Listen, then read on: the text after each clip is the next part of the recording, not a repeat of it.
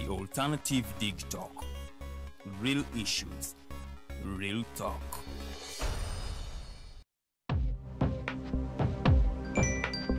Go to the church, Tawali man, what's up? Man, can you imagine people just dump everywhere? Someone drinks water and throws the bottle wherever. Come on, Rogers. What else do you expect people to do with an empty bottle? Simanya now, did you know that plastics take at least 450 years to decompose? What? That's a long time. Exactly. Because plastics are made out of a lightweight and flexible material that doesn't decompose easily.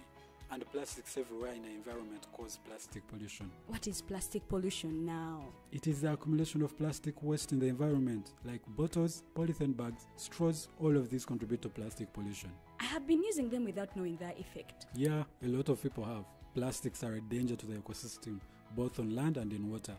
So how can we overcome this problem? Is there something we can do? Oh yes, we can reduce by minimizing the use of plastics, reuse by repurposing them, or recycle by collecting and processing them into new products. Everyone wants to change the world, but no one wants to change themselves for the world. How about we change our habits for the world? And it starts with me and you. This message is brought to you by Alternative Digitalk.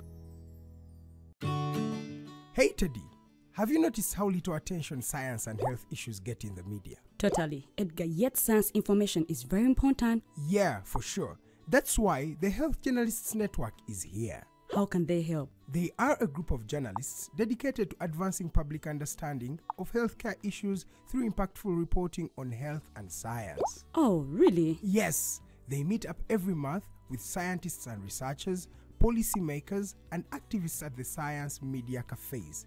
They then relay what they discuss to the public. Does that benefit us? Oh yes, very much so.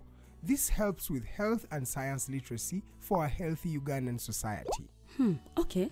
I love getting informed about science and health issues. Health information makes all the difference between life and death.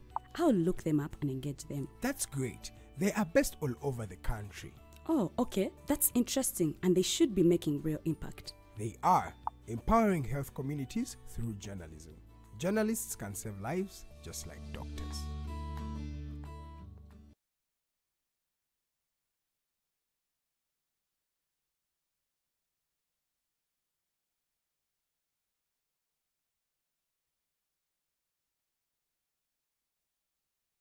Hi, Rogers. Can I ask you something?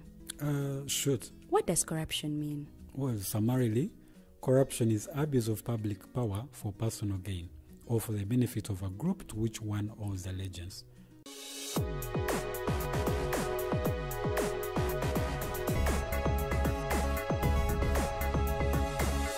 The Alternative Dig Talk. Real issues, real talk.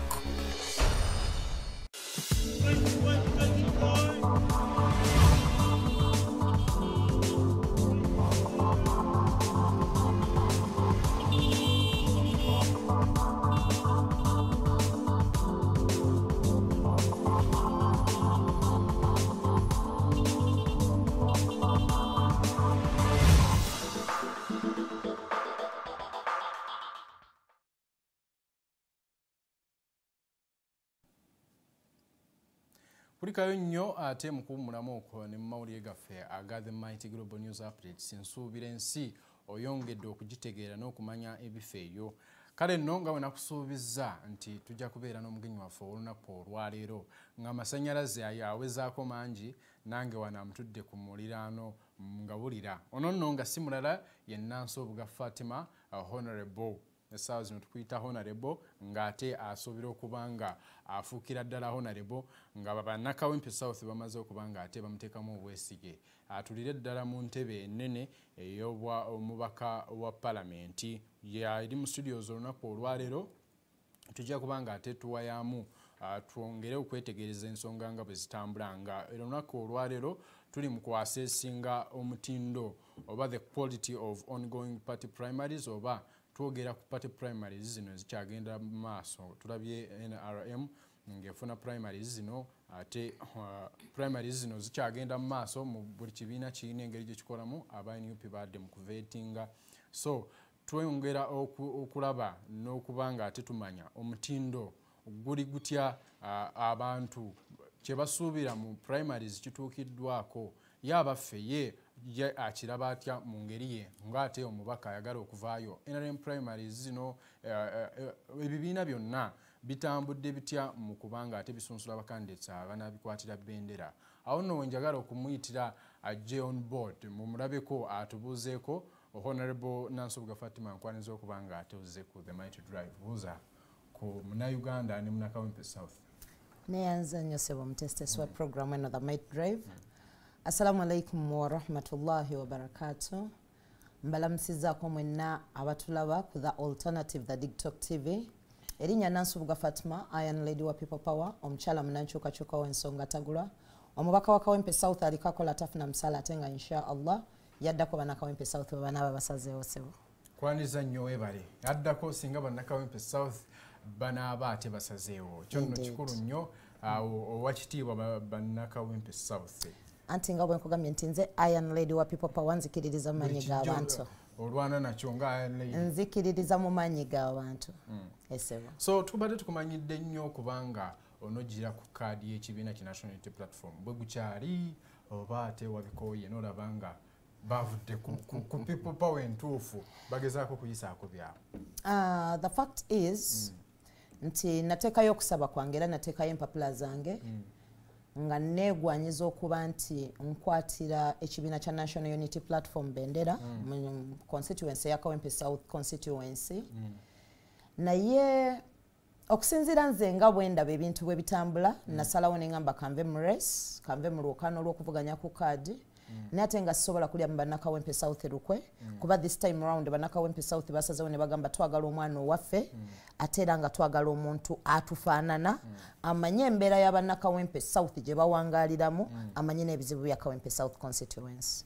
Esebo ng'olabira ddala nti yo NUP tejja kukkiriza ku olw'amaanyi g'abantu goyina NUP eyinza obutalowooza ku maanyi g'abantu ate yo nerowooza ku birala.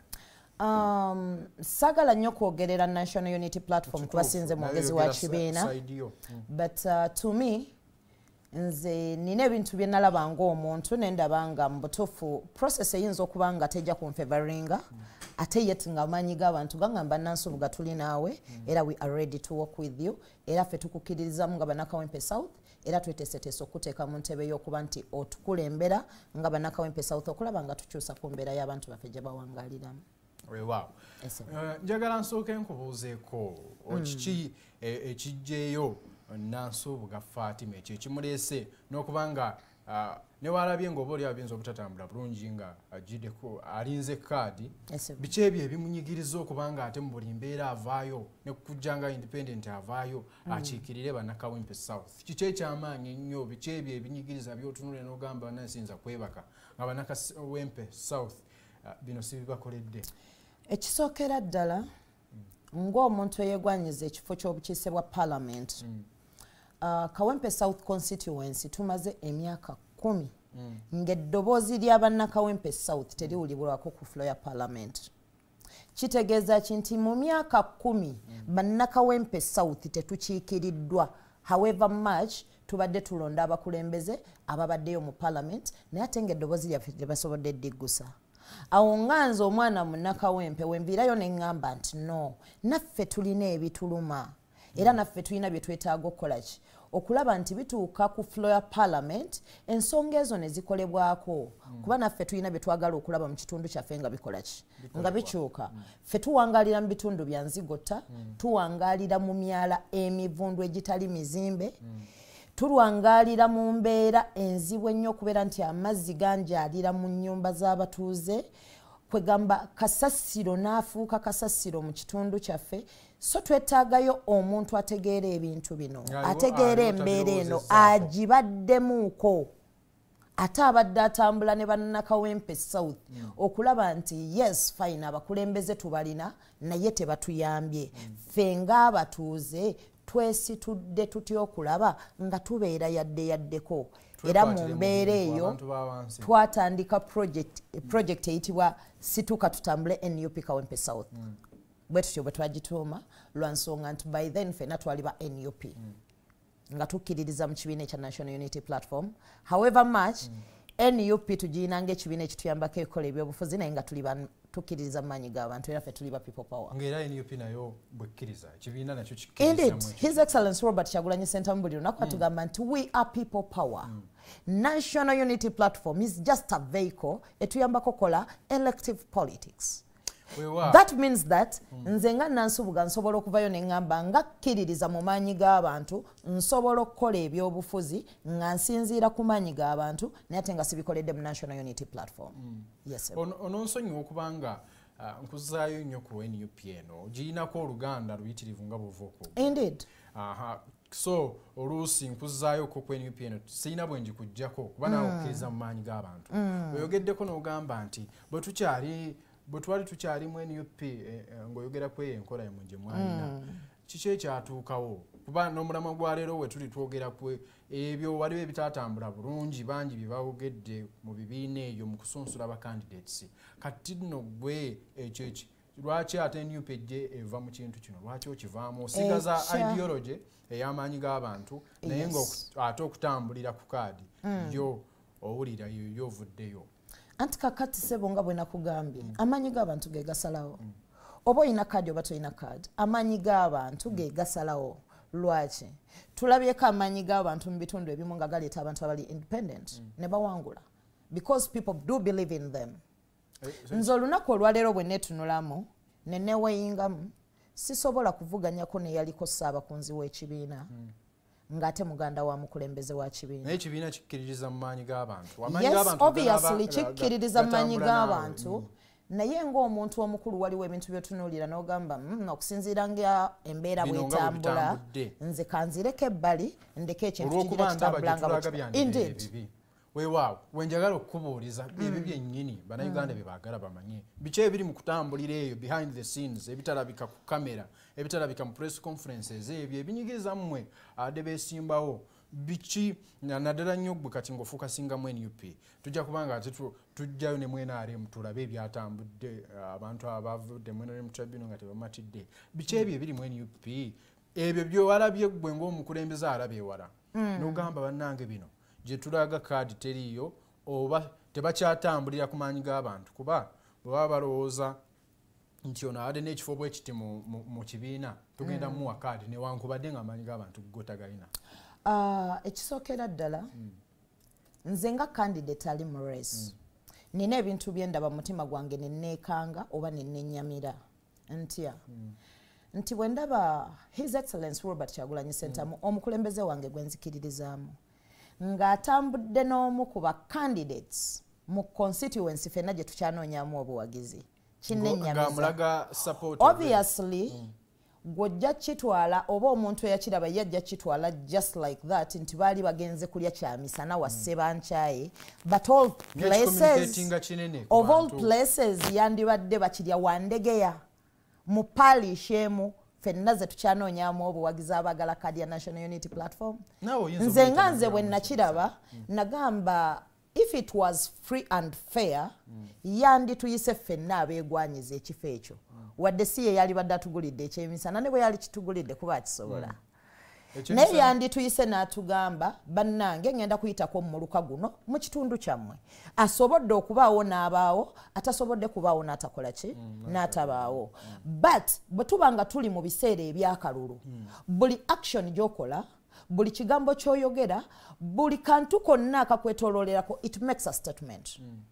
Kati kunze nga tunula oba alabira ewala nagenda okulaba nga waliwo ekitatambula bulungi waliwo ekitali clear wa awantu awo kyenava ngamba ekintu kino sijja nze kitunuulira nga just kyamisana because tekyava waka nti baava wako oba batandikira ku kitebe ne bava ku kitebe ne bagenda ne bali ekyemisana yet nze kyenzikiriza nti singa kyali kikoleddwa mu ngeri entuufu His Excellency Robert Kyagulanyi Ssentamu yandibadde aleka chairman Nyanzi n'atagenda naye n'atambula n'omukulu nga bwe yali newe wayiswa mufumbiro n'atambula n'abaana abalala be yali nabo but bwe kijja ne kibeera nti gw'otambuddeko ne candidate omu mu kitundu ffenna mwe tunoonya obuwagizi obeera nga mu campaigningira indirectly yandibanga yali nga mukwano gwe nga kino kyawukana ku byekibiina yes his brother but I've told you that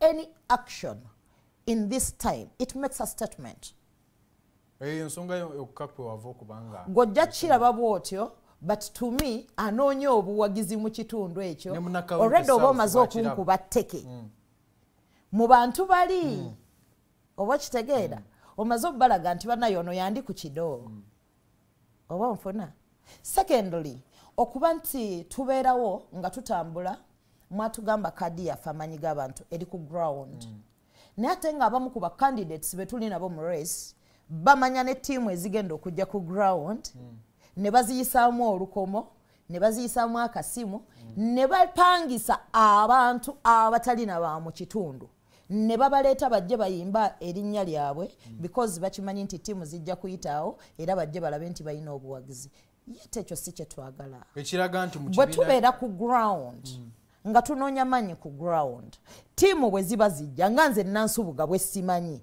n'omulala abeerewo nga tamanyi okubuuza ebibuuzo bino kiyamba ne munnakawempe South aliyo oba ne munnauganda omulala yenna okutegeera Nansubuga Fatimah ono ebyamugyayo mu butuufu ensonga zino zaali za muzinzi zaali ensonga nga ziggumidde ekituufu aveeyo mu kibiina kye NUP kyogezaako okwogera nti embeera mu kusunsula kuno kwe bakola tebikyali nnyo ku core values ezasookawo ez'okulowooza ku maanyi g'abantu kati kiri ani amanyi munene ani atambudde ne principle buli lwotambula ne his excellence Robert Kyagulanyi Ssentamu mu mukwano gwange kimanye nti definitely waliwo mileage gy'ofuna trust me naye olw'okuba nti njagamba nti omuntu ng'abantu tebakukkiririzaamu kati just imagine singa Nansubuga nze nali ntambudde ne his excellence Robert Kyagulanyi Ssentamu ewandigeya kyalibadde kitya vibe yandibadde atyawo nga bagamba omwana waffe atambudde n'omukulu naye olw'okuba bambi nti yali atambudde n'omuntu nga ddala abantu bamulaba nti tebamukkiririzaamu kyova olaba nti vibe yali ku ye vibe yali ku his excellence teyali ku oli yet singa baali yali n'omuntu abantu gwe bakkiririzaamu nti ddala muntu w'abantu waalirabye vibe nga egabanyiziddwamu ebitundu bibiri nti yes basanyukira president basanyukira n'omukulembeze waabwe gwazze naye oba oli awo wayanguwa okusalawo nga naawe omukulembeze president w'ekibiina yali oba oluusi naawe nga ategeka kusinkanako mukwano si kwanguwa kusalawo but I've engaged with so many leaders at the National Unity Platform nga ngezaako balaga oluusi ensonga ezituluma naye ate ne batatuwabudde tuwuliriza I've spoken to the Secretary General himself so many times ne musaba appointment nyingire mu office yetu ogere David Lewis Lubongoya nandaga nti obudde bwange maybe tabulina I've tried to reach out to the president naye bamuteekako olukomera tebatuganya mumutuukako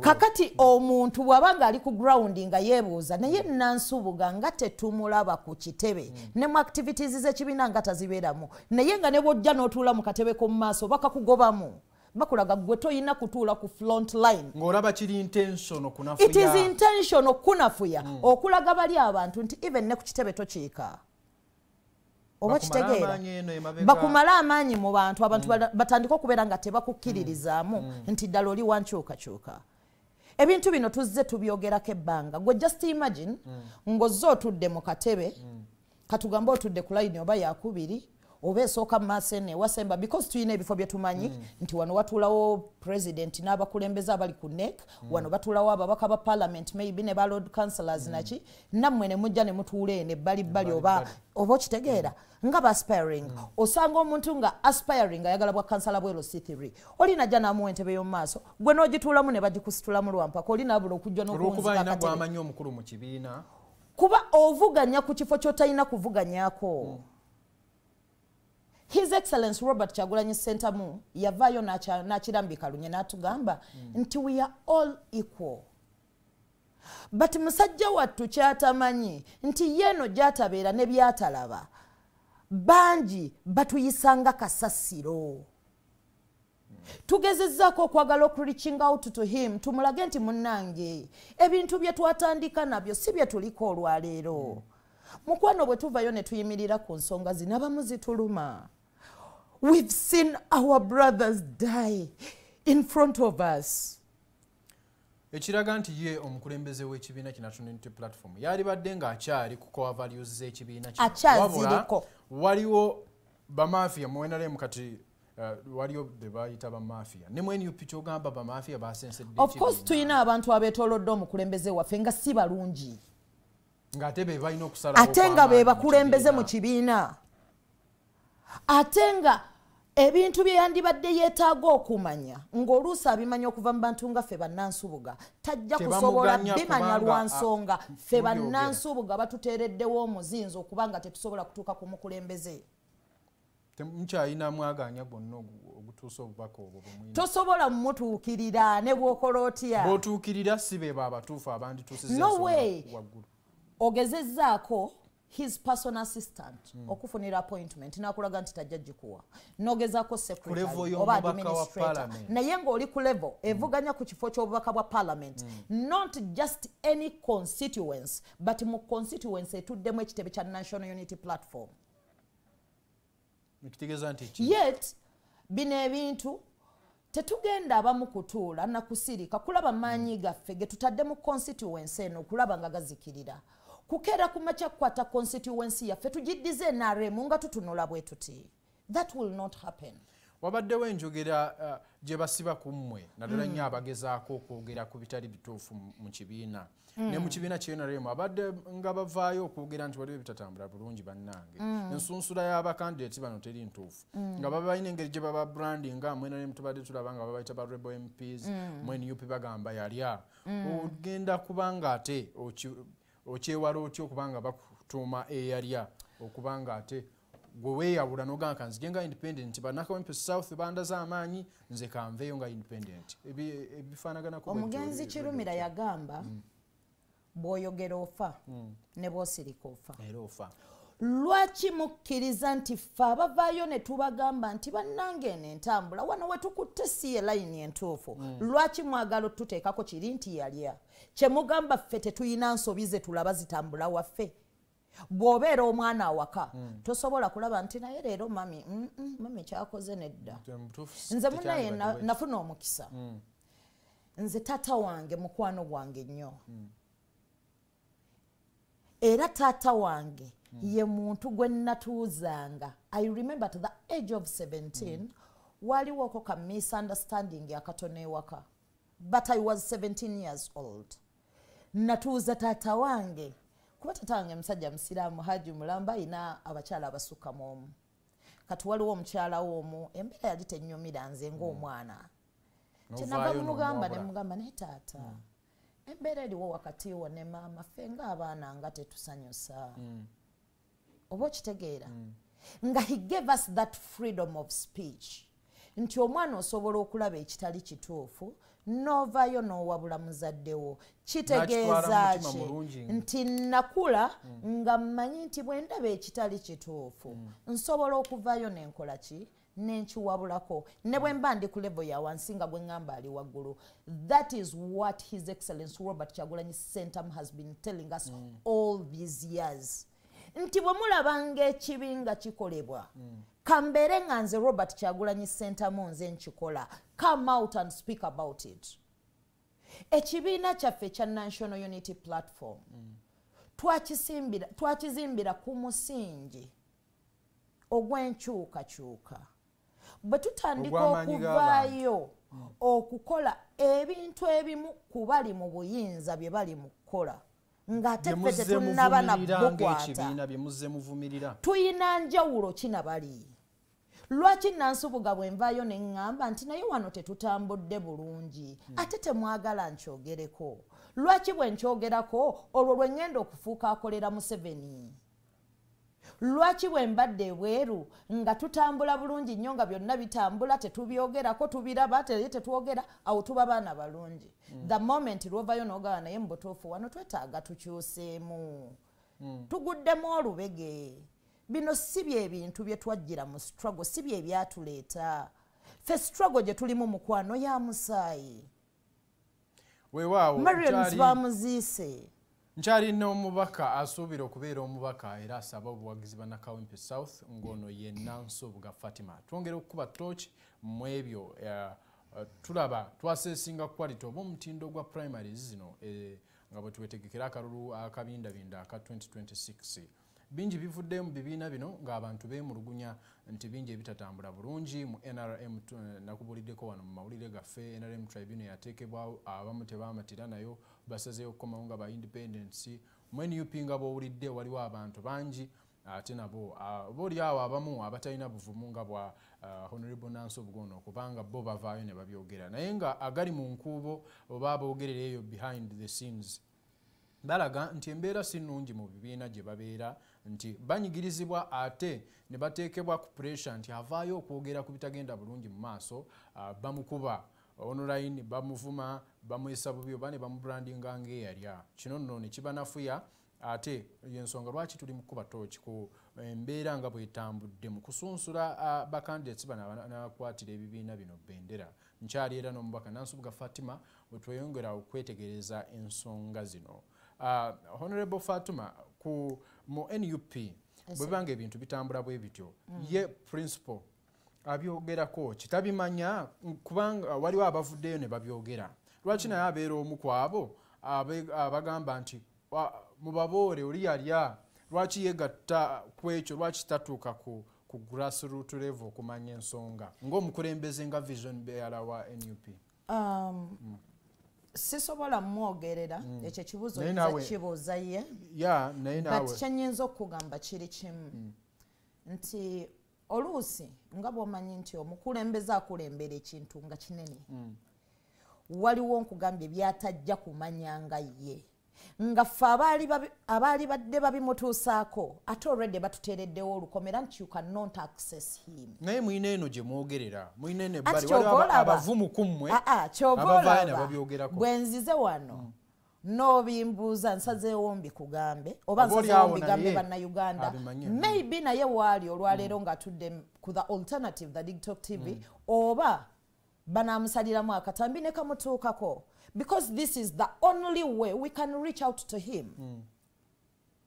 Nti Mr. President, amazima gali nti ensonga ze twatandikirako olwaleero si ze tutambulirako. Ebintu bingi ebitambula mu National Unity Platform. Bagamba Abaganda tulina olugero olugamba nti ebyomunju tebitottolwa. Sijja kujjayo all the details here.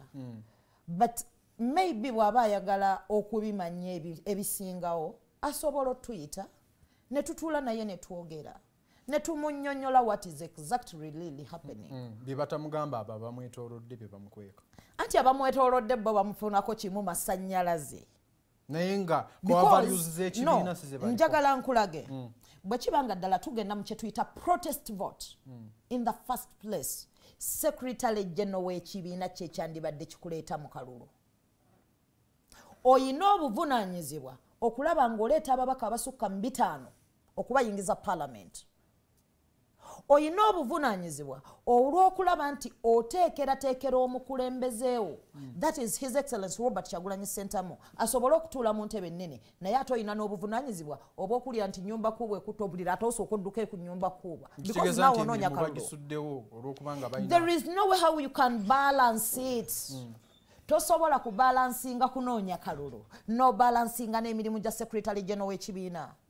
Lwansonga we banaakuyitanga ku kitebe waliwo emergency ate n'owulira nga ne mu Kampala Central waliwo ekiguddeyo ogenda kusooka kufubutuka misinde kudduka mu Kampala Central. Lwaki? Nti Misa Kabanda agenda kusookayo bw'anaakusookayo akalulu kafa akatwala. Yeti emirimu gy'ekibiina gikola ki? Bannaye njagala tukkirize tusaasire omusajja ono.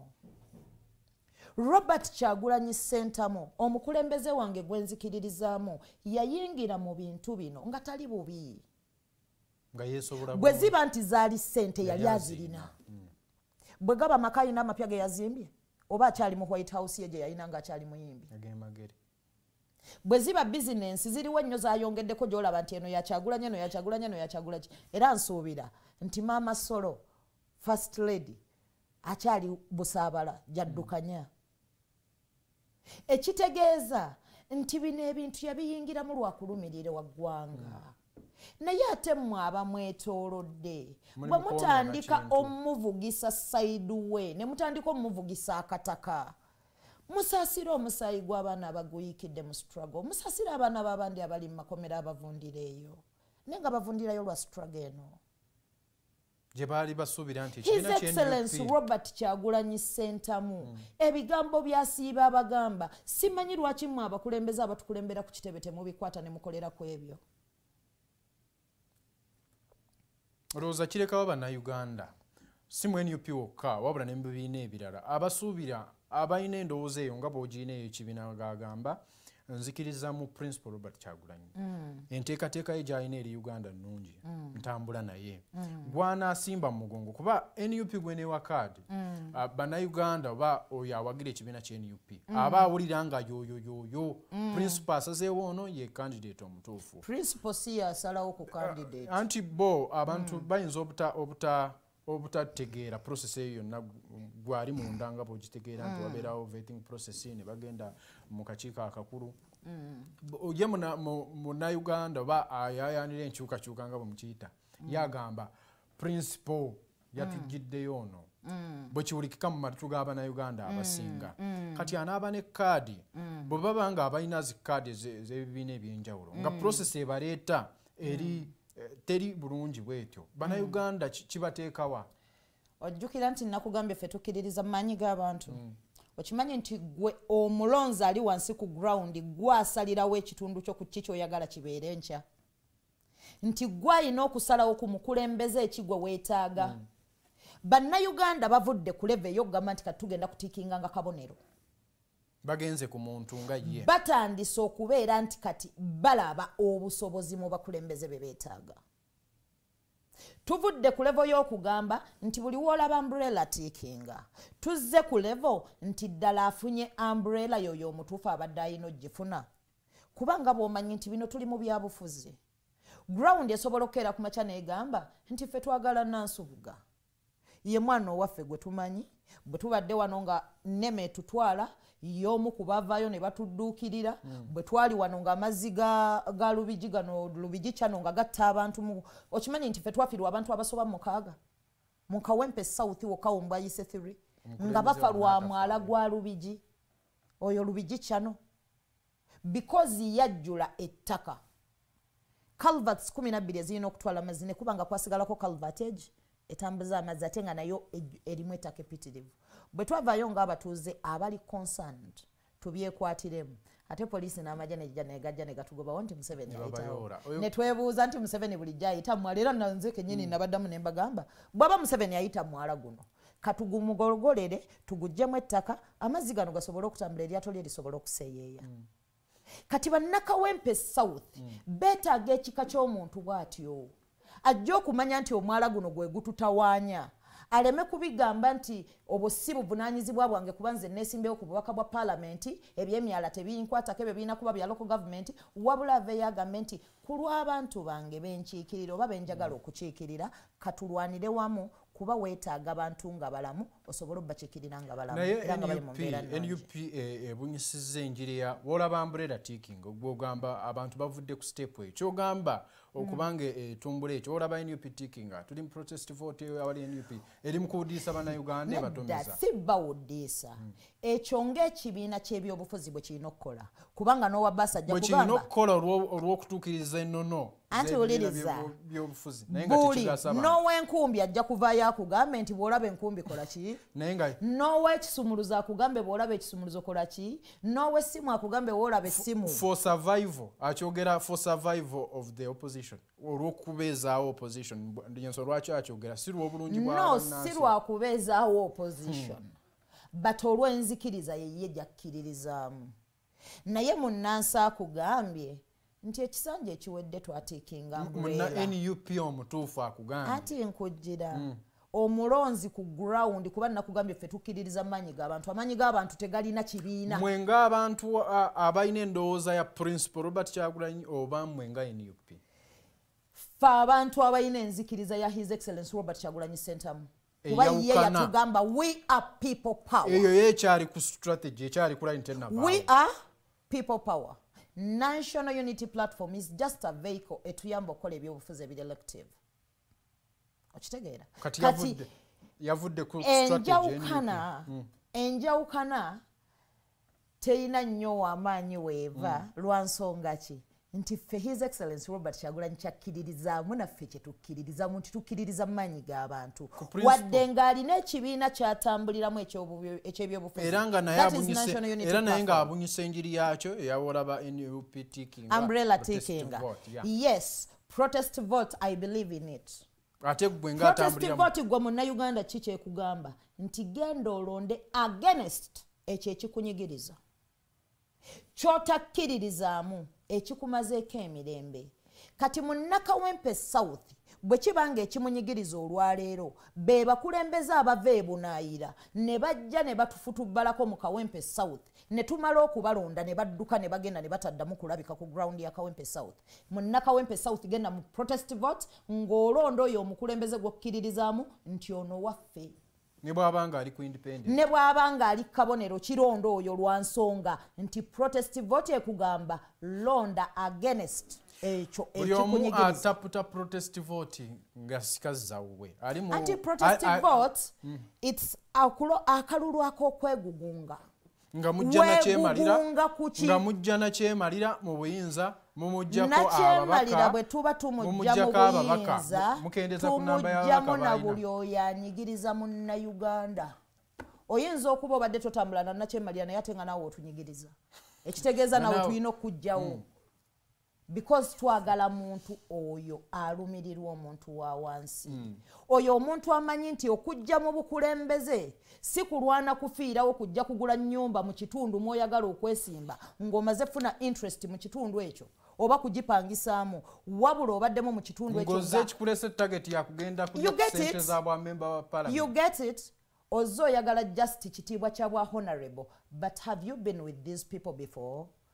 Ebibaluma obimanyi omanyi ebizibu bya bannakawempe South ddala bwe bakeera ku makya ne bavayo ne bakubuuza nti yes fine oyagala kufuga Kawempe South osobola otukubira mapu ya Kawempe South otulage Kawempe South nga bwetambula osobola ogikuba bwe banaakubuuza nti ekyalo bwekiti kiri mu muluka ki onaasobola okunnyonnyola ekyalo ekyo gye kiri oba bwe tunaakubuuza nti ddala Kawempe South ebizibu byaffe tukugambe ng'ebyenjigiriza onaasobola otubuulira amasomero ameka ge tulina aga gavumenti mu kitundu kyaffe because weetaaga okujja otukiikirira ng'omanyi n'ebituluma ng'osobola okubitwala so si gwe kujja because olabye nga wano osobola okuyiikiriza no ebintu byavudde ku eyo level.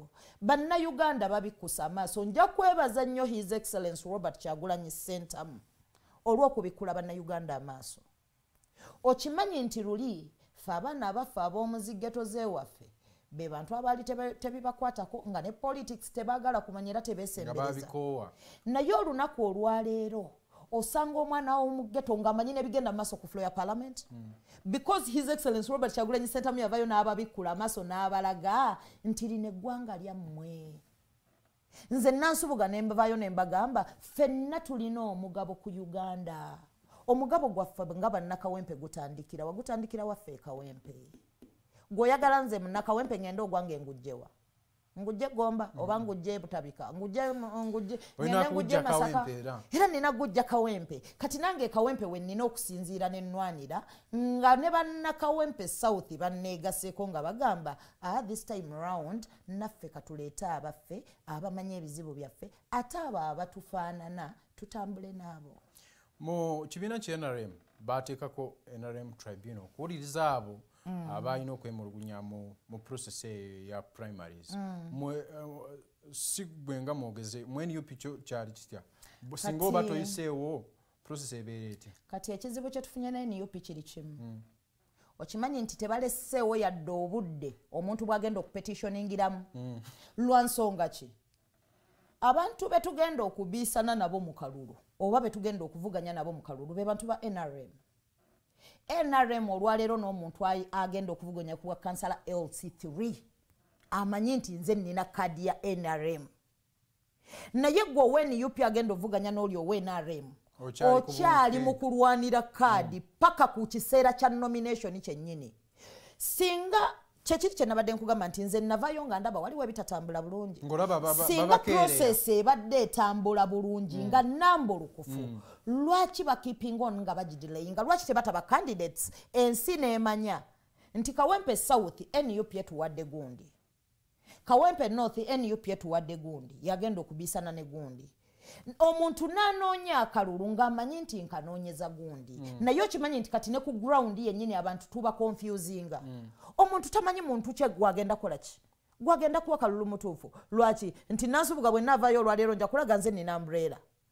Dr. Roy ajja kulaga nti yalina umbrella. Chairman Nyanzi ajja kulaga nti yalina umbrella. Kati omuntu agenda kulonda ani ku bonna? Yet gwe mubisanya naye ONRM yalaga nti nze nina ki?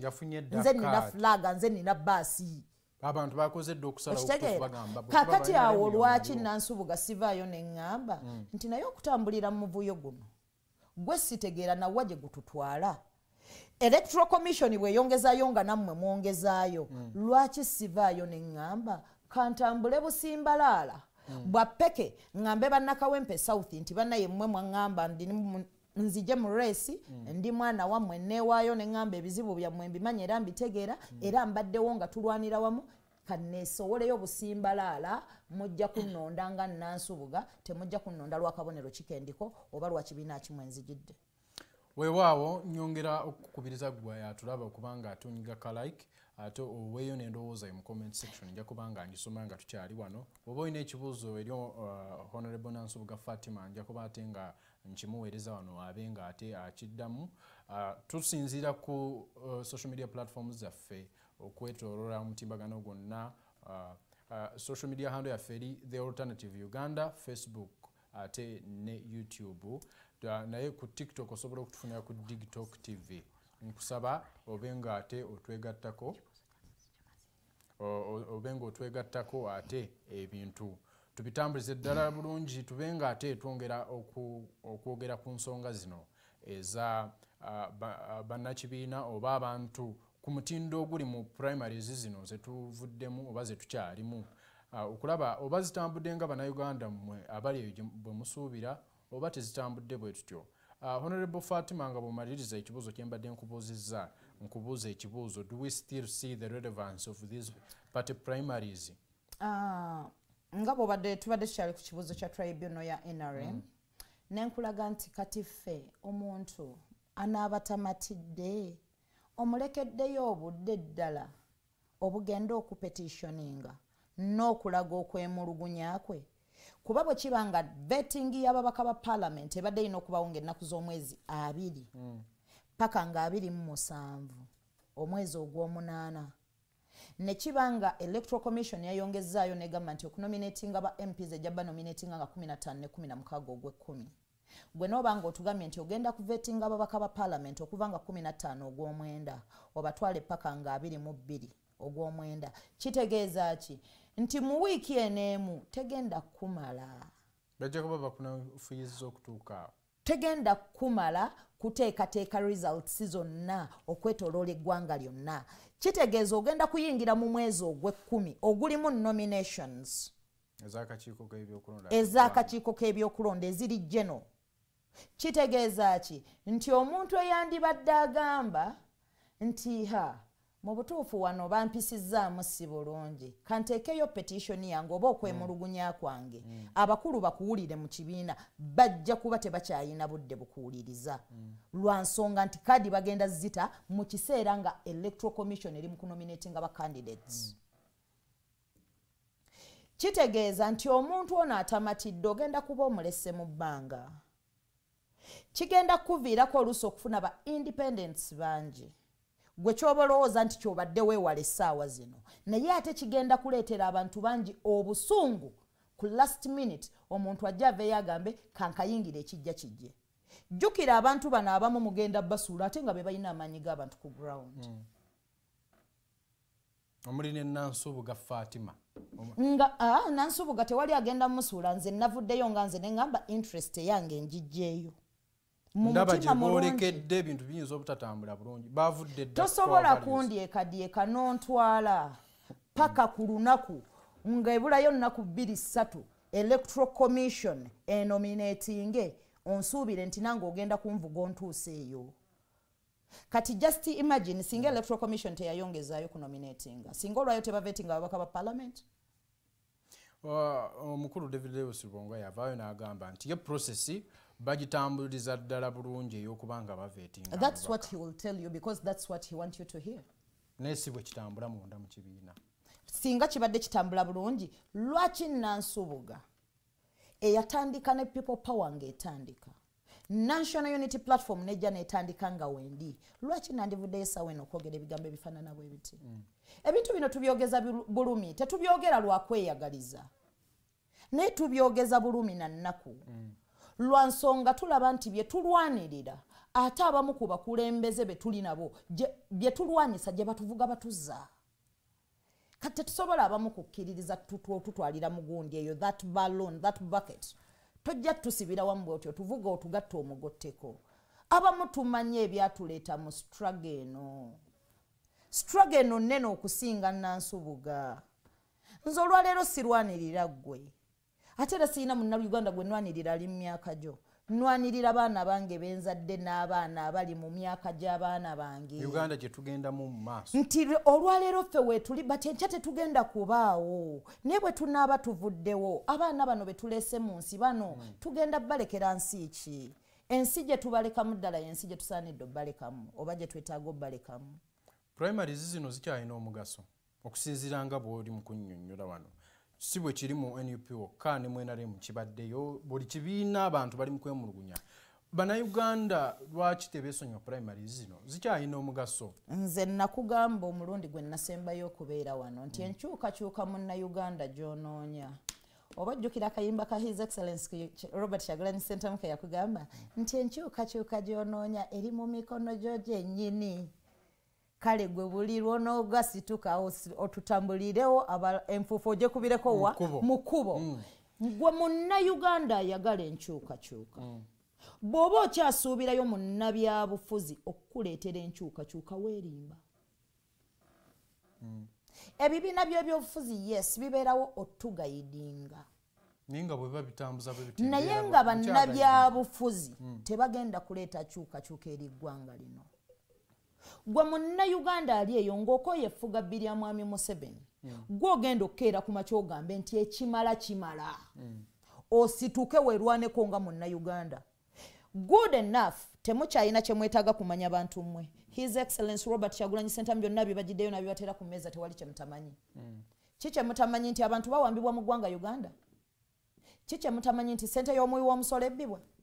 Kiki mutamanyi nti malwaliro gye mugenda tewali ddagala ate nga ssente ezirigula weeziri?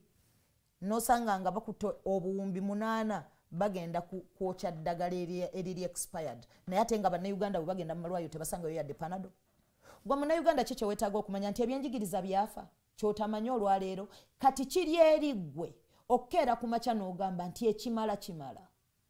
N'osituka mu comfort zone n'ogamba kati kannwanirire ensi yange kannwanirire n'emirembe egiriddawo. Pate primaries zino nkyali ku kibuuzo kye nakubuuzizza. Ziri mu kukeereya abaali badde bakandidate abatuufu okubanga bavaayo nga bw'onnyonnyodde. Lwaki n'abannayuganda bokka obadde onnyonnyola wano n'olaga nti abantu nabo bakyali bahanginga just bali mu space tebamanyi ani mutuufu gwe tugenda naye. Lwaki bannayuganda tebazeesonyiira ddala? Tulabye mu NRM ng'abantu bagamba mmwe abakulu mu kibiina bwe muba muyina gwe mwagala okuleeta muleme tumalira budde nakujja kusimba layino oba kukuba kalulu kano ne muyisaako be mwagala. Mutugambe lumu NRM mugenda kuleeta gundi agenda okubakwatira kaadi. Ffe tuleme kubibeeramu. Olowooza tukyetaaga primary zino ng'eggwanga? Anti awo wenzijidde ku kiri kye nakugambyeko nti kati bannansi bavudde ku kyokugamba nti kati tugenda kutiikinga nga kabonero gundi. Wabula tugenda kulonda omuntu gwe tulabyemu obusobozi. Kitegeeza ki nti abantu batuuse ekiseera ne babeeranga nabo tebakyayina confidence oba tebakyesiga bibiina byabufuzi. Nti abantu ekibiina ky'ebyobufuzi kikeera ku makya ne kigamba tuleese gundi ground n'emukubamu ebituli n'egamba katuwe gundi. wadde ekibiina kino kyetukkiririzaamu mu kitundu gundi naye olw'okuba kituleetedde omuntu gwe tutakkiririzaamu kwe kusalawo abantu ne beesayawo ne bagamba katutwale gundi olw'ensonga zaffe nga ab'omu kitundu. Kitegeeza ki nti abantu batuuse okubeera nga babuusabuusa party primaries. Yensonga lwaki olaba nti ba independents bajja mu parliament, ba independents bagenda mu councils lwaki nti omuntu atunulamu ng'ekibiina gwe kyamuwadde si yabadde omutuufu ow'omukiikirira. Abantu okuwagira ebibiina bino aba awagira core values z'ekibiina mu Nansi. Ekibiina nakyo mu kusunsula mu Nansi era asuubira nti mu kusunsula candidate omuntu ono afiitinga bulungi ne core values z'ekibiina. Lwaki si bwe guli? Anti nakugambye nti bino byabufuzi. Mu byobufuzi buli kimu kisoboka. So mu byobufuzi ekifaananyi kye tulaba omuntu asobola core values za ku lupapula. No. Ekyo saagala ate nkiyimireko bwe ntyo. Nti omuntu asobola okujja kati nja kugamba ng'ewaffe kye tukkiririzamu nti tukkiririza mu maanyi g'abantu era ne bakugamba nti ebitundu 6 bikolebwa ku ground. Ebitundu 4 ne bikolebwa mu vetting. Ebitundu 6 bangi bye beemulugunyako. Kakati ebitundu bino 6 bano 6 gy'obawadde bo bayinza okusalawo ne bagamba ife 6 yaffe yabadde esonga wano lwaki ataana gatuwadde kino kati gende ne 6 yaffe. You get it? So kati awo bwe tubanga abantu batuuse ku level eyo ye maturity gye twetaaga mu bantu baffe mu byobufuzi. Abantu mbawagira ekiseera kigenda kutuuka bannayuganda obalabe nga tebakyawagira kibiina kya byabufuzi kyonna wabula nga bo baagala mukulembeze waabwe gwe baagala. Olw'okuba ekibiina core values ziri ku lupapula si ze zituukirizibwa mu kuleeta sometimes bye twogera si bye tukola. N'ebibiina bwe bityo bwe bize bibeerawo. Ensonga lwaki bino njogerera mu bibiina nti ebiseera ebisinga oba ebiseera ebimu ebibiina bye byogera ate si bye bikola munda. Let us practice what we preach. So ekitegeeza nti abantu baleme kuteeka nnyo essuubi mu bibiina. Essuubi balikomyewo ku muntu gwe bamanyi essuubi beera nayo nga gwe munnayuganda weegendereze ng'ogenda mu kulonda omanye mukulembeze ekigwe weetaaga kuba omukulembeze ono oba omuwadde contract ya myaka 5 omuwadde omulimu gwa myaka emeka naye ng'omulimu gw'omuwadde gwaki gwakuweereza si ye genda kufuna musaala na kulya. Abantu baffe batuuse ku leve egamba nti buli gwe tuteekayo aba agenze kulya. Naye kyekiseera bannayuganda mumanye nti buli mukulembeze gwe mumulonda ne mumuteeka mu ofiisi muba mumuzibwa bwakubaweereza mmwe mubeera bakama be. Bannayuganda batuufu bwe balaba nga wa NRM yabayisaawo bamuwa akalulu bwe balaba nga owa PFF yabayisaawo bamuwa akalulu. Owaaye ebiki byombuuza NRM enyigiriza bannayuganda for 40 years. So oli ayinza okubanga kati gw'osuubira nti bye batakoze mu myaka 4 waliwo ekipya kye bagenda okukola olwaleero. Oli ayinza okubakkiriza mu NRM. Naawe olina bana abakkiriza mbu simanya gwe walabyeko ye mwana ow'emyaka 4 abakyali mwana oyo aba musajja. Omuntu ayinza okujja nga akkiriza mu NRM naye nga banansi bw'amaanyi g'abantu nga bw'oyogedde galaga nti Kenneth ono ajjidde ku kibiina kya NRM abadde naffe okuva wansi akoze naffe kino mwana nzaalwa yakuno ategeera ebizibu byaffe mwesimbu tumulabidde ebbanga so newankubadde ali ku kaadi ya NRM katumuwa akalulu okkiriziganya n'ekyo kigende mu maaso. Nze nakugambye amaanyi g'abantu tegayina kibiina naye ate n'amaanyi g'abantu jjukira abantu bano si basiru balaba. Bwe biba nga mubadde mutunyigiriza for 40 years nga mutukulembedde for 40 years gwe kyanjawulo ki kyogenda okukyusa ekiremye bakama ab'okkola. Anti yagenze nga gwe bw'ogenda nga independent kyasobola akakati ate obitabudde okuuza NRM ate oŋŋamba independent which is which. Oli mu kulaga aba NRM oli mu kunenyono wa NRM omutuuzaamu NRM namba nga bweremeddwa. Ono is a free person avuddeyo if is an independent ng'abantu bamulabye nti bamwagadde ng'ali independent because n'okujja independent tekitegeeza nti olina ekibiina ky'okoze eki ky'olwanagana nakyo oba ki. Nze njogera kuba independence sinnayogera ku NRM sinze spokesperson wa NRM. Kituufu naye nze ndi mu ate era nkugambye bannansi bakola ki balaba bwe babanga bamulaba alina obusobozi newankubadde alina kaadi bamuwakalo kadi yaki bwabanga alina kaadi ya nakugambye protest vote tu protestinga nga tulonda ebitunyigiriza awo bojjidde mweni no nakugambye tu protestinga ebyo ebinyigiriza bannayuganda we vote against ensonga lwaki ndi mukubuuza kino ogambye abantu bavudde mu kubanga basuubira ebyobufuzi okusuubira ba politicians oba ebibiina okubanga babiteekamu nnyo amaanyi ne babanga kati beetengeredde beerowooleza mu Kawempe South atunuulira Fatimah n'agamba ono tumulabye akoze naffe wano atambudde naffe yadajjidde ku DP yadajjidde ku FF ffe tumutegeera ng'amaanyi g'abantu ffe tumumanyi kati ne bwawayina mu kitambule bwe kityo oyagala kikole ekyo kiri erimanyi g'abantu kusalawo kuba nze Nansubuga nina akalulu kali kate kitegeeza akalulu kange kasobola okumakinga difference oba obutagimakinga so kati ekyo kiba eri bantu kusalawo abali mu kitundu ekyo bo bwe kiba kibakolera ddala nga kyekibakolera kiri gye bali bakiyiseewo kasita kibanga kinaabaleetera emirimu anti nakugambye amaanyi g'abantu ge gasalawo amaanyi g'abantu ki kye gasazeewo era ki kye gaagala bino ebyobufuzi bannayuganda bavudde ku levo yo bakakaatika k'abakulembeze eyo bakakaatika ko abakulembeze bali ku levo ey'okwesalirawo kati nti ntuula ewange mu nnyumba n'endowooza ne ŋŋamba nti naye kaakati bwe mba ŋŋenda kulonda ku bwa pulezidenti ono n'ono bazze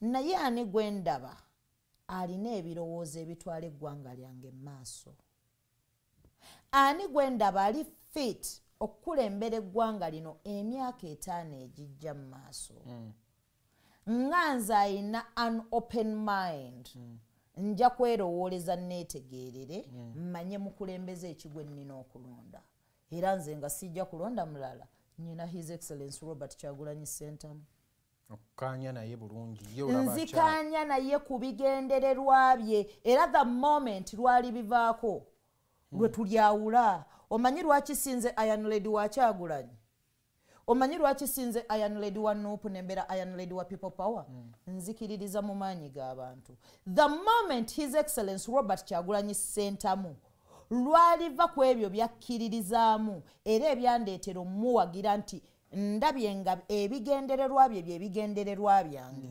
lwali bivaako nange lwe ndimuvaako but for now ng'akyatambulira mu line ekkiririza mu ebyo ebyayagala bikyuke mu ggwanga lino byalaba ebinyigiriza omuntu wa wansi nja kutambula naye ebbanga lyonna singa Honorable Robert Kyagulanyi avaayo n'agamba nti Nansubuga Fatimah entebe eno nsaba ogirekere gwe tutaddewo owa NUP yadde nga gwe maanyi g'abantu kuba omukkiririzaamu singa avaayo n'agamba nti tuula ku lw'obulungi bw'ekibiina tuula ku lw'obulungi bw'enkyukakyuka gye twagala n'obutaleetawo competition mu bantu baffe kiki kyoyinza okugamba bana Kawempe onoobivaamu owulidde ekigambo ky'oyogedde ng'amaanyi g'abantu googera ki nakugambye nze nzikiririza mu maanyi g'abantu nzikiririza mu his excellence Robert Kyagulanyi Ssentamu lwa nsonga emu nti akkiririza mu maanyi g'abantu ekitegeeza naye tasobola kukeera ku makya n'avaayo n'alwanagana n'amaanyi g'abantu because naye ayimiriddewo ku lw'amaanyi g'abantu the moment lwanaavaayo alwanyisa amaanyi g'abantu kitegeeza naye aba yeerwanyisa so singa avaayo n'awakanya bannakawempe South kyebaagala definitely aba amaze okuwakanya amaanyi g'abantu kyegaagala naye aba yeewakanyiza bannakawempe South kyebaagala si nti mu butuufu bw'okubanga bannakawempe South basazeewo nti Nansubuga Fatimah naye ŋŋamba Nansubuga Fatimah singa ye kuba gwe mu njogerayo tulaga nti bannakawempe South bali ku ludda lumu naawe gemaanyi g'abantu g'oyina ge gakuwaga okubanga ovaayo singa principal avaayo n'agamba nti nze amaanyi g'abantu ago sigalabye kuba tegali technical ku lupapula nti oba bagenda kubala abantu singa avaayo n'agamba nti nze nange kuba naye waddembe okuwulira amaanyi naga nti amaanyi g'abantu nze tusazeewo tuteekewo ogalaba mwali waamu kwatuuka ku ground ne bamutwala emisinde ye gwanaaba alabyewo nedda kyembuuza nti kwatuuka ku ground ne bamutwala emisinde ng'ogalabye mwaliwa oba kubana abajja ne beesimbawo n'amala emyaka 5 nga takomyewo mu bantu n'alinda akalulu akalala kakomyewo. Ansayo yandi dependinze kwani gwagala abamuyye gwakugamba oviire kyogamba. Ansa yange eri nti amaanyi g'abantu ku ground gagamba ki? Nze nja kuwa ekyokulabirako. Chairman Nyanzi onansonyiwa okwogera ku linnya lye but nkuwadde kyakulabirako. Bwe yali atandika okujja mu Kawempe South yampita nengenda ne musisinkana because yali mukulembeze wange by then yali ssabakunzi w'ekibiina ate nga mukwano gwange ng'omuntu nga sina nsonga lwaki sikola ki simusisinkana. Ampita nagenda wakaawe ne tutuula ne twogera ne mubuuza kyekikujje mu Kampala Central nga bw'eba ebadde nnyumba obadde ogizimbye ng'oyisizza ne ku madirisa ng'ate gy'ojja mu Kawempe South ogenda kunoonya w'osima musingi. Ekyokubiri, omuntu eyakubba akalulu ekisanja ekiwedde yakugamba tagenda kudda mu reesi. Lwaki toddayo n'ozimbira ku kyewazimba edda? This time round I'm very sure ojja kuweningayo. Yampa ansa n'aŋŋamba nze sisobola kudda mu Kampala Central nga Museveni yakyafuga eggwanga Uganda ne neebuuze Kawempe South ani afugayo. Wanambira president. Kawempe South ani afugayo essaawa zino? Si Museveni. Kakati mu Kawempe South onoonyaamu ki? Yo tebasobola kubbirayo kalulu. So kikyengezaako okulaga nti kyekiseera tuwulirize eddoboozi ly'abantu wansi ku ground erigamba ki? Bwe tubanga ddala tukkiririza mu maanyi g'abantu ye ssaawa tulabe nti abantu ono omuntu tebamwetaaga tumubajjeko tumubajjirewo tuleme bbawa hard time. Buzibu ki obuli mu bibiina bino byonna si ku NUP direct bizibu ki ebyo ebireese omuvuyo guno mu primaries zino oba oliawo ne bannansi okutandika okulosinga interest mu bibiina? Kwe kubeera nti abantu ku ground balina kye baagala nga nammwe abakulembeze mulina kye mwagala kyekyokka tewali kirala.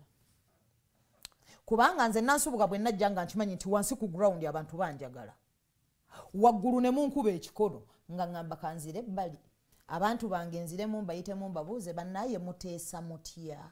Muli nange baŋŋambe Nansubuga jangu oba tojja. Awo nja kukola ki? Abantu kye banaasalawo mbadde sinakumalirayo kali nti nze Chairman Nyanzi bwe yantuula nga ŋŋamba nve mu reesi eno nfuneyo akafa akalala konna kenjiikiriza we mba neesimba. Ne mugamba sina kigaana mukama wange naye nja kusaba oyite meeting anti president ye yakutumye gye tuli otugambe tuve mu race.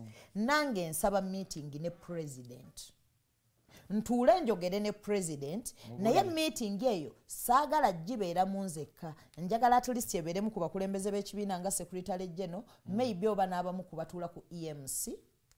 Nange nzijayo ne bannakawempe South aba 3 oba 4 abagenda okugenda ku ground wansi bategeeza abantu bali bembadde ntambula nabo nti bannange Nansubuga teyalidde bannange Nansubuga tebamuwadde ssente kwabadde kusalawo kwa kibiina. Ekyo kasita kyagaana ne ŋŋamba then tusigale mu race lwa nsonga ki siina kye ŋŋenda kugamba abantu bali. Nze ekibiina ng'ekibiina tekintuuzangako kuŋŋamba nti Nansubuga va mu race nedda. Bantu ba ku kitundu be baasaba. No, tekintuuzangako ng'ekibiina okuŋŋamba nti va mu race. Maybe singa baakikola ali alone naali kirowoozezzaako ekyokuvaamu. Naye opponent ye yampita nga nsaba muviire. Nange ne mugamba ate ng'akireetera mu ngeri nti president ye yakimutumye okukikola. Nange ne mugamba nange neetaaga meeting y'emu ne president aŋŋambe ate nga takiŋŋamba nga muntu omu wabula nga kiŋŋamba nga waliwo obukulembeze bw'ekibiina nga waliwo ne ku bannakawempe South abanaajulira nti ddala kwabadde kusalawo kwa kibiina. Ekyo kye nasaba ne kigaana kati bwe kyagaana ne ŋŋamba. Yakugamba atya ku ekyo? Yakugamba tekisoboka? Yakugamba agenda kikola? Yandaga nti tajja kuyita meeting eyo. Ekikakasa nti ye kennyini n'aŋŋamba ffenna tusigale mu race. Ne mugamba bw'ogambye ffenna tusigale mu race ne mugamba kale zidde okunywa. Hey, I'm the Iron Lady. tugambwako nze ngambwako tugambwako kwabo abatalina amaanyi g'abantu nze bannakawempe south nabagamba ekisookera ddala nzikiriza okuwabulibwa nzikiriza okubuulirirwa nzikiriza ebiteeso byabwe byonna bye baleeta ngabakuwabula bakawempe gyogenda okiikirira Kawempe South nze nzikiriza okuwabulibwa omuntu yenna lwa nsonga ki nti oluusi tutambula ne tukola ensobi nga tomanyi nti kyokoze ensobi naye ate omuntu akulaba oluusi yayinza okugamba nagana naye omanyi iron lady omanyi Fatima wa kantu kano kewakoze nogaye mu bulamu mwe tutambulira mu nsobi naye ate tetuzenyumiririzaamu naye ate era twetaagayo abantu abo abagenda okugamba nti wano watambudde bubi tereezaamu wano oyogedde bubi si bwe batyo bwe boogera abantu abo buli lwe babeerawo batuyamba okudirectinga ebigere byaffe okubeera nga tutambulamu ne tuleka omukululo omulungi gye tuva anti awo wennyini kukuwa obuwabuzi ab'ekibiina oba ne principal Robert Kyagulanyi waviire n'agamba waliwo ebiba tebitambudde bulungi mu vetting process naye olw'ebulungi bw'ekibiina bannankyukakyuka abayayanira enkyukakyuka katusimbe emabega w'oyo gwe tuleese naye ba advice anti nkugambye ekyo tekibangawo tebakikolangako okugamba teri mukulembeze mu National Unity Platform yali ampiseeko n'antuuza wansi n'angamba Nansubuga nkugambye nze kennyini mbanoonyezza nze kennyini mbanoonyeza okutandikira ku Secretary General David Lewis Rubongoya aveeyo agambe nti Nansubuga tonkubiranga ku simu tompandiikirangako tonsisinkanangako no hijackinga nga tuli awo ebweru mugundi mu lujja lwa National Unity Platform agambe nti sikikolangako nga mumusaba appointment twogeremu ku nsonga z'endaba ezitanyuma ng'oli ready n'okugenda n'ekyo ekivaamu nga ndi ready okutuula n'abakulembeze b'ekibiina tufune way forward ku kitundu kyaffe manyi ekyennaku ekisinga okweraliikiriza kwe kuba nti mugenda kubeerawo nga mutudde nti ffe tuli kavule nate ng'NRM yekiikirira ewatudde ekitebe kyammwe ki muyinza okugamba abantu so kye nnalingezaako okwagala ali alone kwe kubeera nti tutuula n'abakulembeze tubeeko ensonga ze tugaayagaayamu ez'awamu ez'omuzinzi ezisobola otuyamba ffenna nga bakandidate abaali mu race maybe okusimba emabega wa kandidate omu ne tugamba nti kati kino ekifo nga bwe tuli nti tukyetaaga nnyo weewali ekitebe kyaffe katukole ki katusimbe emabega wa kandidate ono oba katubeeko bye tukkiriziganyako naye ekyo kyagaana naye ate era nze kyenyinza okugamba bannakawempe nti essaawa eno bannakawempe tebeetaaga nnyo omubaka wa kitebe beetaaga omubaka agenda okubakiikirira tuleme kukulembeza nnyo nti mubaka wa kitebe kuba ekitebe kino tetuganye kiri mu Kawempe South naye kyasangawo bannakawempe South ng'ate balina ebibanyigiriza ebitavangawo paka leero bannange bannakawempe South beetaaga omubaka agenda okukiikirira bali abaana b'omuziggeto ezijjudde emyalo egirimu kasasiro egiwunya egitali mizimbe ng'enkuba bw'etonnya amazzi ganjaalira mu mayumba gaabwe abaana abo be beetaaga omukiisa agenda obbakiikirira ayogere ku bizibu byabwe ebibaluma ebibiina tebiri mu kulowooza ku bantu module eyo tulabye ne mu NRM era abavaayo ne bagamba ffe tuliwo ku lw'abantu tuyimirira n'abantu ebibiina ne bigenda okuyisaamu nga mu primaries okugeza mu lw'emiyaga omubaka Theodore Ekikubo n'afande Rwashande amaanyi gaali mangi mu kitundu eyo mwalina okufa kw'abantu abamu ne bafa ne member of parliament yennyini Jeno bwe yali ayogera yagamba nti oyo musobola n'okumukwata ne mutuuza wali ne ŋŋamba abaana bange mugira mumukutte candidate module eyo yayitawo mu kalulu kano weewaawo nga results ziraga nti ye yali ayiseewo Honorable Theodore Sekikubo ng'avaayo kuba Theodore Sekikubo yali waawo okusinga ku General Ashandi mu kitundu tetubanyumyako okwonoona erinnya lyabwe naye tukozesanga kyakulabirako twogera ebibaddewo ebitambula mu nsi ono Theodore Sekikubo yayise yaluzinze naluzingira omuntu nga bw'obadde ogezaako okunyonyola yavudde ebweru kituufu waddembe okubanga yesimbawo naye nga ono abadde nnyo eno olowooza ebibiina bifuddeyo okubanga birowooza ku bantu abayinza okusolovinga ebizibu by'ekitundu ababitegeera kyova olaba nkugambye nti kati abantu bagenda kutuuka ku levo ng'ekibiina kibawa kandideeti n'abantu ne balonda owaabwe si ke kaseera munnayuganda kalina okuba nga akyatunula ke kaseera munnayuganda omanye ki kye weetaaga kibiina kya byabufuzi weetaaga mukulembeze kubanga byonna biwedde at the end of it all eno processi nga tugiyiseemu eyakasameeme vaawo mpitewo eyakalulu tugenda kuddayo ku ground tuddeyo ku drawing board gwe ali wansi ku ground osigale ku ground n'omukiise gwe wasindika waggulu agende waggulu naye ddala agendera ku nsonga yo nga gwe omulonzi agendera ku bali abaamutuma oba agenda kukola bibye ng'omuntu in real sense kuba tetuyinza kwaseesinga bulungi party primaries zino nga tetutegedde z'okutandikawo kiki ekyali ekigendererwa kya party primaries zino munnayuganda kiki kyabasuubira like from the beginning nga tezinaba kubanga zoonoonekanga bwe kiri kati ensonga enkulu yali ki mu party primaries zino tusobole okwasesinga ebizibu nga bwe bizze bibeera party primaries kiva mu ki kiva mu multi party system wali badde obuuza kibuzo ekigamba nti ki ekyateekesawo ebibiina by'obufuzi ebingi nze nzikiriza nti buli munnayuganda abeere n'endowooza eyiye ng'omuntu okukkiririzamu ekyo kyakkiririzaamu ekibiina ky'ebyobufuzi kibanga ddiini nti bukya ku makya nga Nansubuga nzaaliddwa kaŋŋambe nga ndi musiraamu oba ne bukya ku makya nga ggwe Geoffrey right Kenneth sorry nga Kenneth akedde ku makya n'agamba nsazeewo mbadde Kenneth naye nfuuse Ibrahim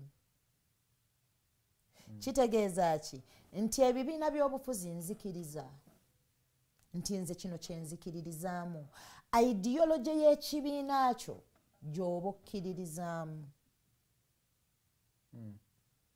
kitegeeza nti ekibiina kino ne bw'oba okyagala nnyo tekisobola kuleeta bakandideeti bataano mu kifo kimu ate era ng'ekyokweyagaliza kya buntu ate era okuvuganya its healthy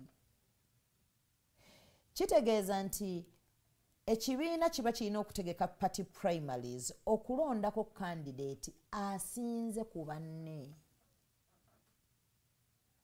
naye ate kati ffe ekyaffe kyava ku kibiina okulondako kandideeti asinze ne kijja nti abantu balina okwesalirawo omukulembeze gwe baagala abakulembere tolowooza nti mu process eyo yennyini mwali baddemu mu basis ya party primaries zino mwali baddemu candidate nga atambula ne values n'enzikiriza z'ebibiina bino bwebanga NRM ejjayo omuntu kituufu NRM etambulira ku bwenkanya etambulira ku mpanga kyakulabirako etambula bweti ne bweti bakandidate si bano UPs emmanyi nti tutambulira ku discipline reliability era ne candidate inclusiveness patriotism service era ebyo bye twalisuubidde mu candidate akwatidde ekibiina ekyo bendera mu real sense kyembadde njagala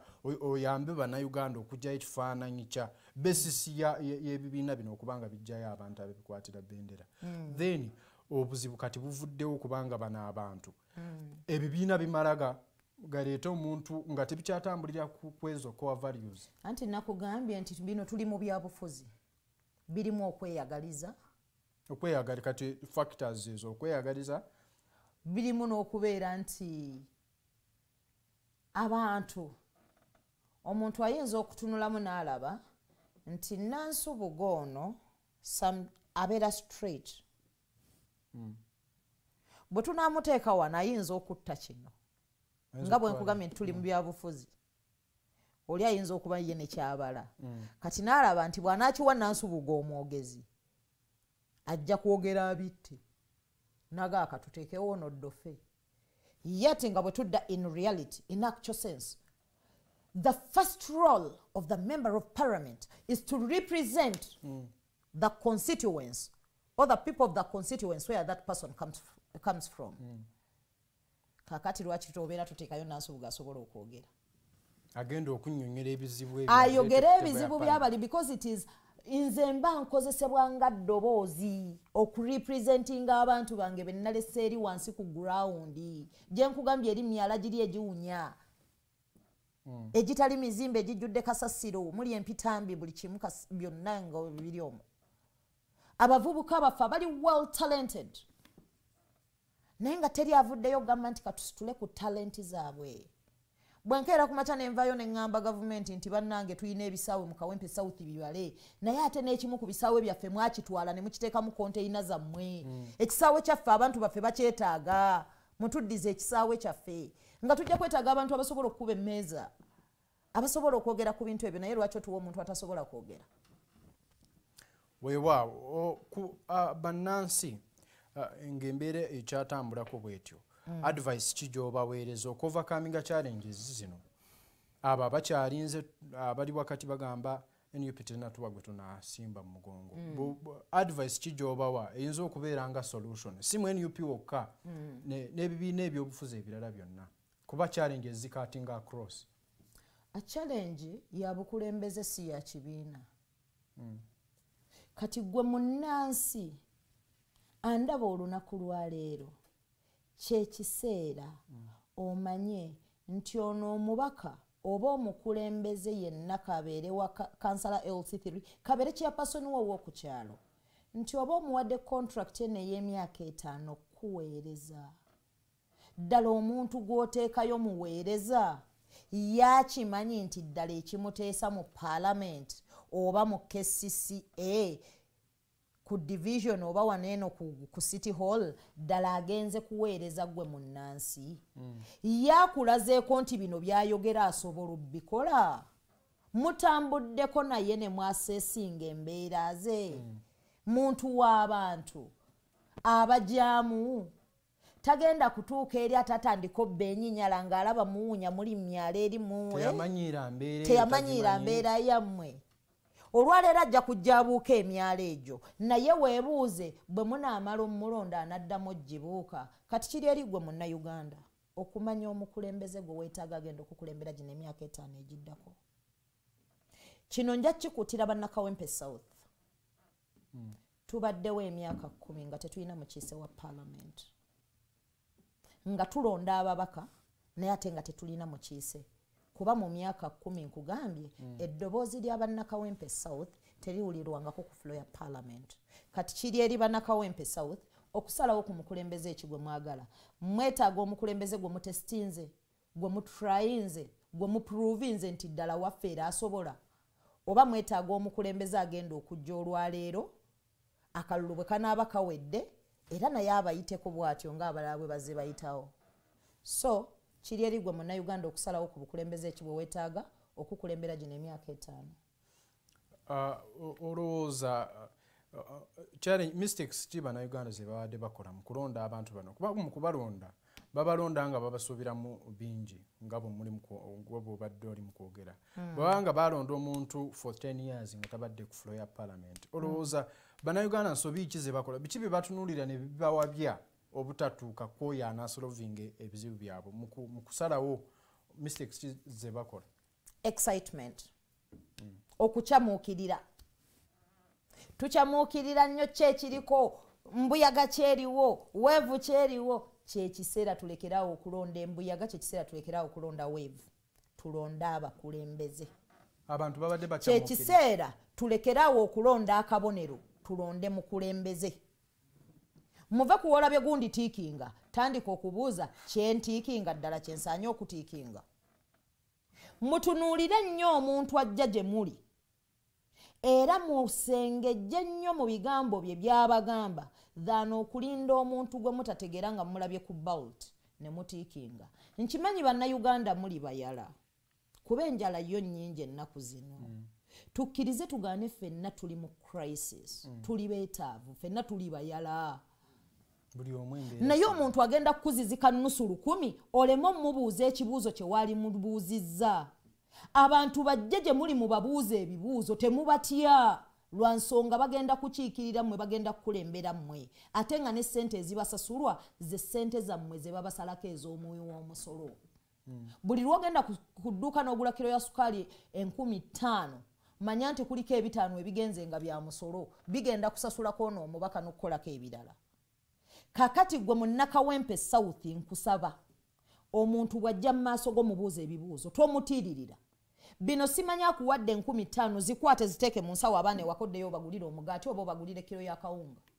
bw'omala oziteeka mu nsawo bw'oti mubuuza ebibuuzo tomutya mu questioninga abantu bano muwulire entegeera yaabwe n'endowooza yaabwe musindika ababaka n'abakulembeze abagwanidde okubeera mu bukulembeze Nera bo bababuuza babalimba buli omu asuubiza nguudo asuubiza kukiikirira bannansi enguudo yali mu layini y'okkola enguudo kyekiseera bannayuganda muveeyo mumanye ate era mubanje gavumenti eno eriko nejja mu buyinza okubeera ng'ebawa kye bayita awareness okumanyisibwa ebasomese mutegere role z'abakulembeze be mulonda nti bwe nnonda kansala wa LC3 biki byateekeddwa okunkolera bwe nnonda omubaka wa parliament biki byateekeddwa okunkolera naye muve mu kulimbibwa mbusimanya omubaka ze akugambye ngenda kukolera enguudo ngenda bazimbira emyala fine nsobola okuvayo n'enzimba emyala nga Nansubuga nga nkikoze nga kya buntu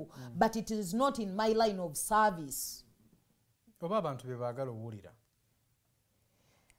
si bye baagala okuwulira naye olw'okuba bye baba bamanyiiza nti bye balina obbalimbiramu ate nga bakimanyi nti bwe bulumi bwe balina bano abantu abamu obuzibu bwe buli bwe buno nti bannabyabufuzi beekwese nnyo mu bukulembeze munnabyabufuzi ye muntu ajja nga opportunist ye anoonya kimuyisaawo kati asoma embeera yo n'amanya obuzibu bw'olina najja n'akulimbira mu buzibu bwo bwennyini kati ng'oli bw'ajja n'akwogerako n'ayogera n'akugamba Nansubuga wano mu Kawempe South n'enzija nze ngenda bazimbira emyala nga definitely olaba excitement gyoyogeddeko nga that excitement nga mukyamuukirira mumanye role z'abakulembeze be mulina okulonda na biki byalina obbagamba omukulembeze bwakasitavayo najja nga mubaka wa parliament naga agenda kuzimbira emyala agenda kuzimbira enguudo simanya agenda kukolera biki oyo mudduke nga bukyali kuba ekiba kimulese nekyazizza okukola kyennyini aba takimanyi lwaki olowooza ye Nansubuga Fatimah ye tagenda kujja lwa excitement kuteekawo excitement kubuulira ebikuluma nti byagenda okugirako okuba nga agenda mu ntebe kiki ekireeta ye Nansubuga Fatimah okuba nga ye agenda tuukiriza bino ekimu ku binjagaza bannakawempe South kwe kuba nti mbadde mbabeeramu mu buli mbeera nkugambye twafiirwa abantu abasukka mu 6 mu mwaka gwa 2023 ng'ekibatta mazzi agava ku mwala gwa Lubigi Chano ng'omukulembeze tannaba kuvaayo n'ayogera ku nsonga nkugambye Kawempe South tumaze emyaka 10 ebisanja ebi nga tetulina ddoboozi lyonna ligenda ku floor ya parliament ng'abantu balonda lwa excitement ne bateekayo omuntu atagenda weevu kyeriko luli kyali kisumuluzo buli woolaba ekisumuluzo tiikinga ku luno ambuleera tiikinga naye kati bategedde obulumi bw'okutiikinga kyosanze nti ntiikinga kabonero kyova olaba bazzeeyo ku nnono ne bagamba katuddeyo tunoonye omuntu oyo owaffe atutegeera atubeeramu gwe tubadde tutambula naye mu bizibu byaffe nga bamaze okulooza ku bukambwe bw'okumalaga nga bamaze okuloza ku bukaawu obuli mu kutiikinga buli kyosanze gwe buli bw'osanga kino tiikinga nti eno yeweevu eriko bannakawempe South kibayiseemu emyaka 10 byebisanja 2 baatiikinga ekisumuluzo ne kibayaddeyaddeko ne batiikinga ambuleera olwamutiikinga teyadda ate ne bagwira ddala mu muliro babuuka essefuliya ne balinnya mu muliro mu kyoto wakati ng'ate balonze ambuleera gye basuubiramu essuubi so kikyengezaako okubalaga nti bannange kyekiseera tuve mu kulonda obubonero bannayuganda bwe tuba nga tuwulira tukyayagala ensi yaffe era nga tulina kye tuteekerateekera abaana baffe abajja kyekiseera tuve mu kutiikinga obubonero kyekiseera tulonda abakulembeze nze bwe ndowooza kuba bwe tunaalonda abakulembeze tugenda savinga ebintu bingi omukulembeze ojja mulonda ng'amanyi ekituufu ekimuleesa okukola naye gwe ojja tiikinga akabonero ng'oli tamanyi na nsonga lwaki azze naye ye yawulira waliyo okwesimbawo kansala bw'agenda ku division afuna mmeka nti bamuwa 2:8 nti maama ninamu mmeka ze nteekamu ninamu obusatu bwange kambuteekemu mu kalulu ng'abuteekamu ng'akuba ekipande kirungi nnyo nga buli kimu ng'akikola ng'ajja ku baloti nga nammwe mugamba ono yalina gundi katutiikinge naye nga ne gwe mutiikinze ne bye mumutiikingidde tabimanyi ne byagenda okubakolera nga bannansi tabimanyi kati kyekiseera mikwano tulekerawo okulonda obubonero tulonde abakulembeze His Excellency Robert Kyagulanyi Center mumutestinzeeko ne mumuprovinga nti he's capable mumulondi kuba ensonga zammwe zonna azimanya ate era azirwanirira ate era taziryangamu lukwe asiiba azoogerako bwabusiki bwowa ebibiina bino be mulaba batambula nabo nga basaanidde nga mubatestinzeeko mubaprovinze mubatiikinge njagala kukubuuza ku kino political parties zino advice kijooziwa okubanga zijjayo bacandidates abatuufu abategeera ensonga olowooza biki bye balina okufolowinga oba oliawo bye bataawadde nnyo attention naye nga bye bikulu ku muntu abadde ku ground nga ggwe olowooza political parties zino zandigoberedde ki mu kusunsula abacandidates bano political parties zaalisoose nezigoberera nezibeera by the way no abakulembeze nze nsuubira nti mu myaka gino 5 gye tubeeramu nga tuvudde mu biseera bino ebyavaawo mpitewo kyali badde kya buvunaanyizibwa kyova olaba nze ŋŋamba nti secretary general w'ekibiina teyandyetaaze kwesimbawo abakulembeze b'ekibiina bakome ku bukulembeze obukulembeze bw'ekibiina bwandibaddewo ne butuula mu ofiisi z'ekibiina okugoberera ebyo ebituufu bannakibiina abalondeddwa bye bateekeddwa okukola nobba wangaza orientation eza buli budde obutabakkiriza kwerabira ebyo ebyabalonza baleme ku disruptinga flow lw'amaanyi obukulembeze bw'ekibiina ki kye bwandibadde bukola nti bwalitandikiddewo okudda ku ground as soon as ng'akalulu kaakaggwa ne balaba ddala abakulembeze be tutaddeyo bakola ebyo bye bateekeddwa okukola balumirirwa abantu kubajjukira obukulembeze bw'ekibiina tetwogera ku bakulembeze bano ab'oku ntikko secretary general simanya deputy w'ebiki biki tugendedde tuyina obukulembeze obw'okukyalo obutandikirwako mu coordinating n'obukulembeze bw'okukyalo bujje ku parish bujje ku sub county bujje ku constituency bujje ku division level paka ku district musobole okulaba nti nga nammwe kennyini mwekolamu evaluation ddala abantu bye twabagamba nti bye tugenda obbawa ddala bye tubawa bye tukola bye twasuubiza bwe kiba kigaanye nga mulaba kigaanye muddeyo ku drawing board mwebuuza obuzibu buvaawa nti mukulembeze gundi yaleese obuzibu oyo nga mumuteekako star bw'akomawo n'abalaga interest nti alina nnyo interest era ayagala nnyo okuddamu okukiikirira ekitundu ekyo oba okikulembera ng'ate wabaddewo ono abadde ku ground ng'akola abantu bye beetaaga wadde tali mu office consider that person weewaawo nsaba obuweereze obubaka bwo obusemba nga okubiriza bannakawempe south okubanga oba oliawo bakuwagira oba ne bannayuganda bonna obubaka bwo basiibula nabo nze nina ekigambo ekigamba bannayuganda mwena gye muli buno obudde bwe tulimu bwa kawungeezi tuli mu kawungeezi k'ebyobufuzi obudde bwa kawungeezi bubeeramu ebintu bingi mubeeramu abasazi b'ensawo mwe mubeera abakuba bannaabwe obuyondo babatwaleko zi booda zaabwe mwe mubeera abanyakuzi b'obusawo mwe mubeera abakuba emmotoka z'abannaabwe amayinja ne bazaasa basobole okubabba so kati wano we tuli mu kawungeezi k'ebyobufuzi gwe munnayuganda wenna ndaba kino kyekiseera bakusala ensawo ya myaka 5 are you ready to endure the 5 years ng'oli mu kubonaabona because oli azze n'akuwa 5,000 nga buli mwaka agenda kukulembererako nnusu 1,000 ne bw'anaaba akuwadde 5,000 kitegeeza buli mwaka guba gwa 10,000 but really ekyo kye weetaaga kyekiseera bannayuganda muveeyo ate era mwetegereze nnyo kuba no bannabyabufuzi bannakigwanyizi abazze obbagwira obugwizi mu kiseera kino ekyakalulu abeenoonyeza ebyabwe ng'akalulu bwe kanagwa temugenda kuddamu bbalabako kyekiseera mmwe kennyini musitandinge ku magulu gammwe mugambe nti omukulembeze gwe twetaaga mu kitundu kyaffe y'ono ali bw'ati ne bw'ati. Nja kusembayo nga neebaza bana Kawempe South olw'obuwagizi bwe mumpadde. Mama Northern nkwagala nnyo, jjajja Kaswabuli tovaako buli wembeera ekisongo zitambuza. Abaana be bwayise mu Bokasa njagala okubeebaza.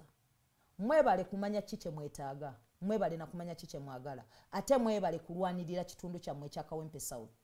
Abaana b'emulago mwebale okumanya nti Kawempe South deserves better. Kawempe South yetaaga omuntu asingako, yetaaga omuntu nga Nansubuga Fatimah. Njagala okubeebaza erinnya Nansubuga Fatimah, Iron Lady wa People Power, omukyala munankyukakyuka ow'ensonga atagulwa, omubaka wa Kawempe South aliko akola atafuna musaala ate nga yaddako. Inshallah bana Kawempe South bwe munaaba musazeewo. Assalamu alaikum wa rahmatullahi wa barakatuh. Weewaawo abadde Nansubuga Fatimah erinnya alyogedde n'ayongerako n'ebyo byonna. Ndowooza emboozi ebadde mpoomu, tubadde twogera nga twaseesinga omutindo gwa party primaries zino ezigenda mu maaso n'okulaba obanga zikyalina amaanyi mu maaso g'Abannayuganda obanga zitambudde bulungi nga bwe mubadde musuubira. Nsuubira emboozi ekunyumidde ono yegwanyiza kya Kawempe South okubeera omubaka wa Kawempe South. Honorable tukuyita honorable sofa tukwagaliza birungi byereere banna Kawempe South banaava kuyisizaawo. Nange nze Kenneth Rwemirembero batsimbira sijja kubanga nsukkawo lwakadde nsaba nkusibule wano oweraba.